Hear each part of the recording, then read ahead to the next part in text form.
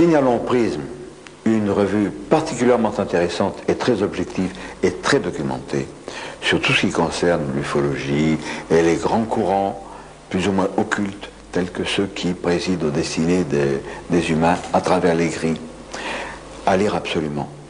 Dans mon ouvrage tout à fait récent, Nos maîtres, les extraterrestres, paru au Presse de la Cité, je révèle que le site de Tchernobyl, de sinistre mémoire, fait l'objet d'observations fréquentes. Il s'y passe des choses beaucoup plus étranges encore. Et ces informations que j'ai puisées dans des journaux américains et dans des journaux étrangers ne sont pas parvenues en France. Comme si les médias en France exerçaient une censure de plus en plus sévère pour vous tromper.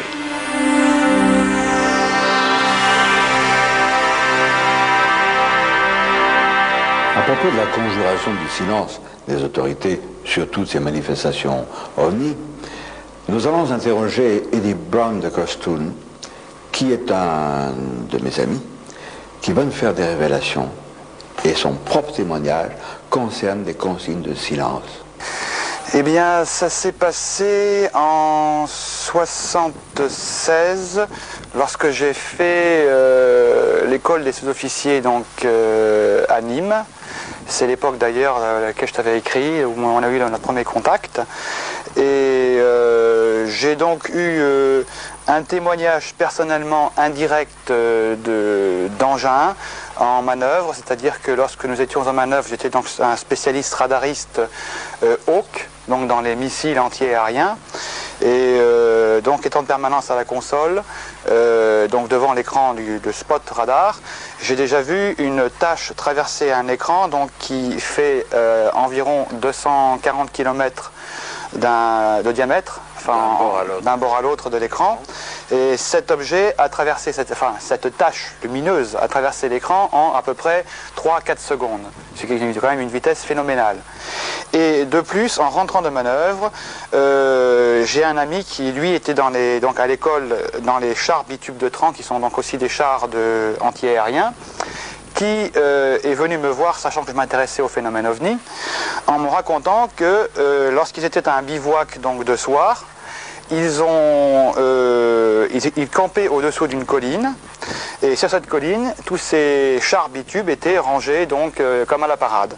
Et à ce moment-là, un engin est arrivé au-dessus de ces chars et a éclairé tous les chars simultanément par des faisceaux. Par des faisceaux. Et donc cet ami est venu me revoir en me disant justement, toi qui t'intéresses au phénomène, tu aurais été enthousiasmé pour voir ça. Mais il m'a aussi dit donc qu'ils avaient reçu l'ordre, bien évidemment, à l'époque, de leur lieutenant de batterie, plus ensuite du chef de corps, de taire les événements de façon à ce que cela reste secret. Et comme évidemment tous ces jeunes étaient tous des élèves sous-officiers, donc des élèves engagés, bon, ben, le silence est resté dessus jusqu'à maintenant. Silence, mais aussi désinformation. Il y a un très bon exemple, celui de l'affaire Sergi Pontoise, survenue le 26 novembre 1979, qui a fait le tour du monde. J'ai enquêté sur cette affaire, j'en parle, je donne des précisions nouvelles dans Nos maîtres les extraterrestres. 26 novembre 1979, 4h30 du matin, 3 jeunes gens qui vendent des frusques, c'est leur thème, sur les marchés, embarquent la marchandise dans leur voiture et ils aperçoivent un objet bizarre dans le ciel pendant que Franck est aux commandes de la voiture, au volant de la voiture. Eux sont dans l'appartement et ils s'apprêtent à descendre des vêtements. Et ils voient cette chose lumineuse envelopper la voiture comme une boule. Alors ils sont inquiets, ils se précipitent, ils arrivent sur la voiture, au moment où la boule se résorbe dans un cylindre lumineux qui s'en va rapidement, et plus de Franck. Leur copain Franck qui était au volant a disparu.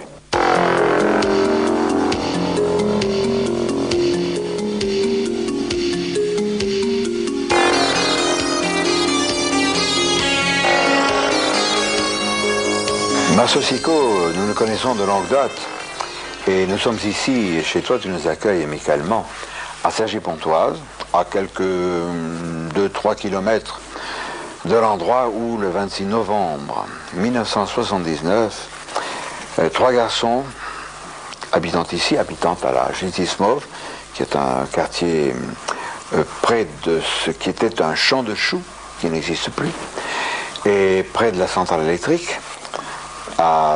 C'était à quelle heure le matin? 2h30 du matin, 4h du matin? 4h, 4h30 du matin. 4h, 4h30 du matin. Ouais.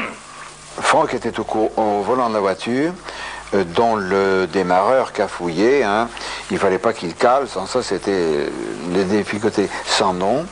Et il restait au volant pendant que les copains chargeaient la voiture. Et de la fenêtre du 3e étage de la Justice Mauve, qui est le nom du secteur où ils habitaient, Salomon et Jean-Pierre voient la voiture auréolée d'une boule de lumière. C'est ainsi que tout a commencé. Oui, quand même, à ce détail près que Franck était également dans l'appartement et regardant au dehors, il a vu une sorte de cigare, d'objet brillant qui descendait vers le sol et qui semblait avoir atterri ou chuté, je ne sais pas exactement, en direction de ce grand transformateur électrique qui existe toujours. Alors, sans attendre l'avis de ses copains, il est descendu 4 à 4 l'escalier, il a sauté de la voiture qui préalablement avait été mise en pente sur le parking, il a lancé la voiture, elle a démarré, il est sorti sur le boulevard de l'Oise, qui est cette route qui jouxte l'immeuble, et il a été vers ce qui lui semblait une masse de brouillard. Une masse de brouillard. Éclairée de l'intérieur, hein, c'est ça. Éclairée de l'intérieur. 8 jours après, d'après les déclarations de Jean-Pierre et de Salomon, mais c'est surtout Jean-Pierre qui est suspect en la matière, Franck, au même endroit, dans ce champ de choux qui n'existe plus, qui est remplacé par une tracé de chemin de fer, une sorte de cuvette là, prolongée, les images nous le montrent, Franck réapparaît dans ce champ de choux où il a disparu. Pour Franck, on l'a dû lui donner un coup sur la tête, il se réveille, il n'y a plus la voiture, et il dit on va piquer la voiture avec les vêtements, je vais me faire engueuler par les copains. Il retourne donc à l'immeuble 11 Justice Mauve, et là, il trouve Salomon en pyjama. Il ignore que 8 jours se sont écoulés. Il pense que 15 minutes. Il dit alors toi, tu t'es couché, tu t'es mis en pyjama, et l'autre l'embrasse.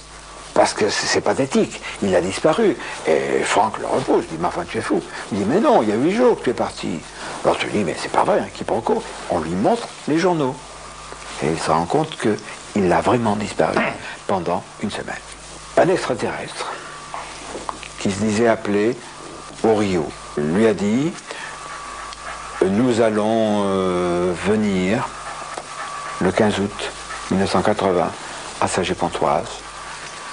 Et là, que des justes, des sages, des personnes qui savent que tout cela est vrai, qui croient aux extraterrestres, aux bons, se réunissent et nous les embarquerons avec nous. Le 15 août 1980, toi, tu as eu la sagesse de camper avec quelques-uns de tes amis sur la butte, où il y avait des petits arbrisseaux. Oui, c'était des petits sapins, mais à l'époque, ces petits sapins avaient au plus 1,50 m. Maintenant, ils ont 5 et 6 mètres. Alors, Marceau, cette foule des deux sexes, il y avait des enfants aussi, hein, il y avait des familles, beaucoup de jeunes gens.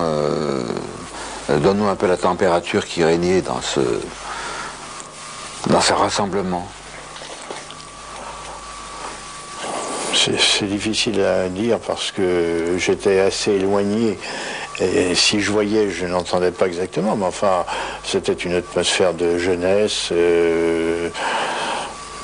heureuse de vivre, qui s'intéressant de près aux problèmes ufologiques, avait peut-être un peu trop donné dans le panneau de Jean-Pierre, qui leur avait annoncé peut-être une visite d'extraterrestres qui ne s'est évidemment pas produite, puisque ça ne se fait probablement pas à la demande.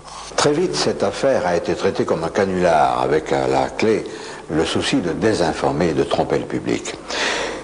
En dehors de l'IMSA qui avait fait une enquête systématique dès le début, il y a eu un ufologue indépendant, Didier Safragnonec, avec un petit groupe de chercheurs qui, eux, sans bruit ni trompette, ont enquêté sur le site. Didier Safragnonec, tu es aussi un ufologue, et lors de cette affaire de Cergy-Pontoise, tu avais un groupe de recherche extrêmement